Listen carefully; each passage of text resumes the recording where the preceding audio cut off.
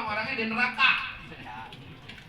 Karena apa? Karena di dalam penghujung surat Al-Kahfi Allah juga menegaskan faman kana yarju liqa'a rabbih falyamal amalan shalihan wa la yusyrik bi ibadati rabbih ahada. Barang siapa yang menghadapi bertemu dengan Tuhannya, maka bersegeralah untuk melakukan amal soleh dan jangan sekali-kali syirik kepadanya dalam menyembah dengan suatu apapun. Atau di ayat yang di atasnya 107 Allah berfirman, innal ladzina amanu wa amilus shalihat, sungguhnya orang-orang beriman dan orang-orang yang melakukan amal soleh, kanat lahum jannatul firdausi nuzulan khalidina fiha la yabghuna anha hiwala. Sungguhnya orang-orang beriman dan beramal soleh, nggak cuma beriman doang Pak, tapi beramal soleh. Tempat mereka adalah surga Firdaus sebagai tempat tinggal dan mereka tidak mau berpindah kepadanya. Pak, kenikmatan surga Firdaus itu sudah susah cari tandingannya. Jadi kalau kita pengen masuk surga Pak, jangan beriman doang, amal soleh juga. Jadi kita harus benar-benar menjadikan iman kita diikuti dengan amal soleh. Iman yang murni, iman yang tidak ada kesyirikan di dalamnya, semata-mata karena Allah. Yang kedua Pak, untuk bisa husnul khotimah adalah tempatkan dunia pada posisi yang sebenarnya. Baginda Nabi mengumpamakan dunia ini adalah seperti bangkai anak anjing yang cacat. Ketika beliau bersama dengan para sahabat melewati suatu pasar, Rasul menunjuk ada bangkai anjing yang cacat. Apakah di antara kalian ada yang mau beli ini? Ya Rasulullah, jangankan dia udah mati, masih hidup aja gak ada yang mau. Kata Rasul, inilah dunia.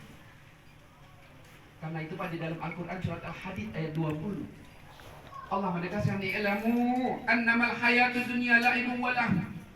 Ketahuilah sesungguhnya yang namanya hidup di dunia ini adalah permainan dan senda gurau belaka. Pak, yang namanya kita main, apa yang kita dapat sih? Kesenangan doang, mainannya selesai udah. Senda gurau, bercanda gitu doang. Dan di penghujung ayat itu Allah menegaskan wamal hayatud dunya illa mata'ul ghurur. Dan tidaklah dunia itu hanyalah kesenangan yang menipu. Bapak, karena itu Imam Syafi'i menyatakan dunia ini lebih murah dari sepotong roti.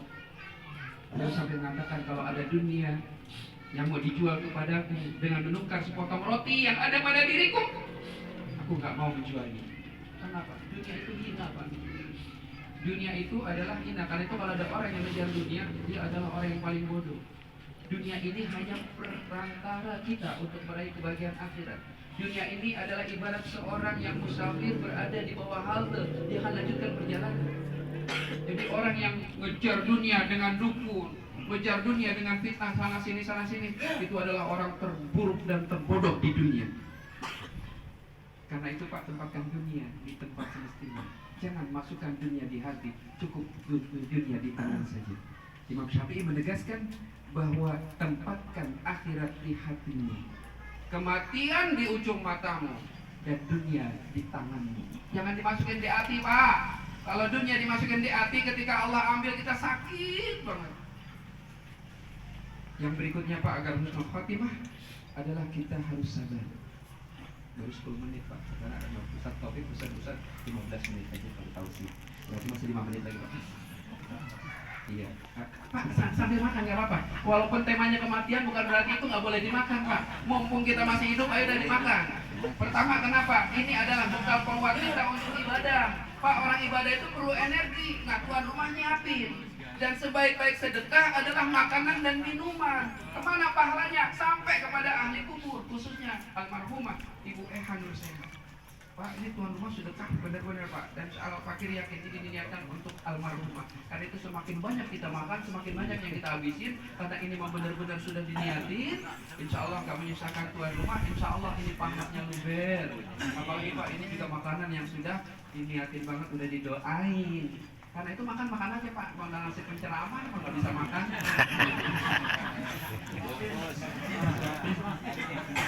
Yang bagian sono aja jangan dihabisin ya, yang lain Pak dihabisin aja. Ya, sono jangan dihabisin. Kalau yang lain Pak silakan dihabisin, nggak apa-apa. Semakin mengembirakan tuan rumah, semakin membuat kita mendapatkan pahala lebih banyak. Para jamaah sekalian, yang berikutnya adalah sabar, Pak. Bapak tahu nggak kalau menurut WHO tahun 2019 ada 800.000 orang di dunia ini yang mati bunuh diri. Artinya apa? Itu Pak, berarti tiap 40 detik itu ada satu orang yang mati. Di Indonesia itu 9.000 sampai 10.000 orang Pak tiap tahun meninggal. Artinya apa? Tiap 24 jam alias satu hari ada 24 orang yang meninggal. Ada dibuat rata-rata 40 menit sampai dengan 1 jam ada satu orang yang mati bunuh diri. Jadi kalau kita di sini hampir 1 jam setengah Pak, berarti akan ada 2 orang Pak yang udah bunuh diri. Kenapa? Nggak sabar ngadepin itu.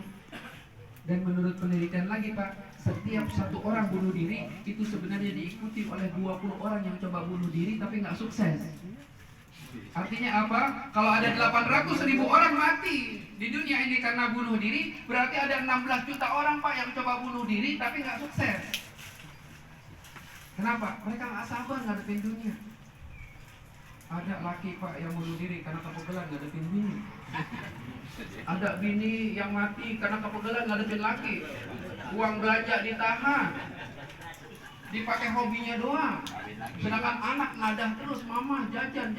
Bapak lu nggak punya pengertian. Ada yang mati karena apa? Karena masalah pekerjaan, ada masalah bisnis dan sebagainya, ada masalah dihina orang lain dan sebagainya, ada masalah-masalah lain, ada yang sampai nggak jadi pejabat, ada yang mati bunuh diri. Itu kenapa? Nggak sabar. Apa itu sabar? Sabar itu menahan diri atas apa-apa yang tidak disukai Allah. Jadi ketika kita menghadapi kenyataan, ada harta kita yang hilang, ada anggota keluarga kita yang pergi, maka kita harus sabar. Semuanya kita kembalikan kepada Allah. Inna lillahi wa inna ilaihi raji'un. Semuanya adalah milik Allah dan kita akan kembali kepadanya. Karena itu Pak, jangan pernah di dunia ini kita merasa memiliki sesuatu, kalau diambil sakit Pak. Tapi kita harus jadikan apa yang ada di dunia ini adalah titipan. Istri adalah titipan bagi kita, suami. Suami adalah titipan untuk istri. Ayah adalah titipan untuk anak-anaknya. Ibu adalah titipan juga buat anak-anaknya. Anak adalah titipan untuk orang tuanya. Semuanya adalah titipan. Dan nggak ada satupun orang yang mampu menahan kalau Allah sudah minta. Karena itu sadar. Ahasiban nasu ayyutraku ayyaqulu amanna wa hum la yaftanun. Al-Ankabut ayat 2. Apakah mereka mengira menyatakan beriman kemudian tanpa diuji lagi? Kehilangan anggota keluarga adalah suatu keniscayaan. Kalau kita yang nggak pergi duluan, kita yang ditinggalin. Karena itu yang masih memiliki anggota keluarga yang lainnya, ayo kita jaga hubungan baik. Agar apa? Ketika dia berpulang ada kelapangan di hati. Tapi kalau kita tidak memperdulikannya, maka ketika dia pergi ada penyesalan yang teramat dalam.